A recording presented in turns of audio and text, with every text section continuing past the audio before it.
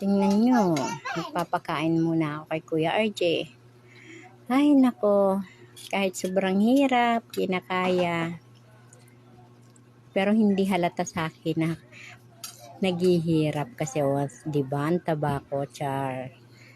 Dinededma ko na lang kasi lahat ng problema.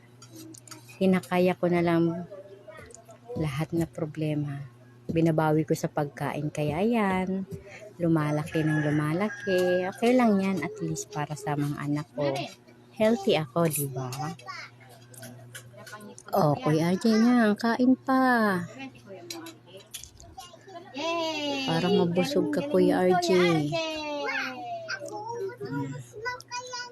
Andyan yung anak ko makulit. Super kulit. O, diba? Galing ni Kuya RJ. Galing naman ni Kuya RJ. Thank you for watching.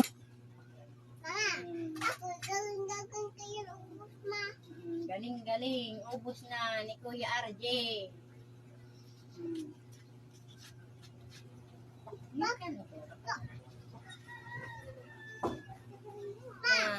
Galing ni Kuya RJ.